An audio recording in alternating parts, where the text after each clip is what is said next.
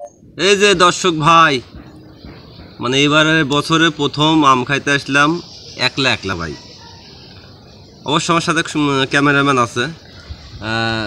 মোটামুটি আমার সাথে যত বন্ধু আগে একসময় আমরা এরকম বসে বসে বাগানে এসে আম খাইছি, তারা এখন কেউই নেই, বিভিন্ন গন্তব্যে চলে গেছে। কেউ বাইরে আসছে, কেউ চাকরি বাকরি নিয়ে ব্যস্ত। আমি এখন ধরতে গেলে একাই আছি। তো মনের মধ্যে মন চাইলো যে আম খাই, তো বাগানে আসলাম। মোটামুটি আমও এবার খুব একটা ভালো হয় নাই। তো আম খাইতে আসলাম, ঝালমাল দিয়ে সম্পূর্ণ আইসি, লোক নাই। ভাবলাম যে দর্শক আর বাদ জায়গা, আপনারা সবাই দেখতেছেন আম খাচ্ছি, আম খুব টেস্ট, খাইলে খাইতে পারেন, সমস্যা নাই।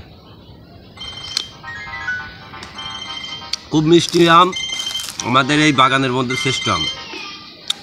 ওই আমটা মানে পাকার আগে বেশি স্বাদ হয়, পাকলেও ভালো লাগে, তবে খুব টেস্ট। আর জিভে যদি পানি চলে আসে কমেন্ট করেন, কমেন্ট ধরে আপনাকে যা আম খাওয়া আসবো না, ঠিক আছে? সমস্যা নেই, আমার নিজস্ব বাগান, ঠিক আছে, কোনো সমস্যা নাই। মানে চাচার আর আমার একই কথা, মানে আমার বাপের না, এটা আমার চাচার। সমস্যা নাই, সবাই ভালো থাকেন। আম খাওয়ার দাওয়াত দিলাম, চলে আসবেন যদি মন চায়।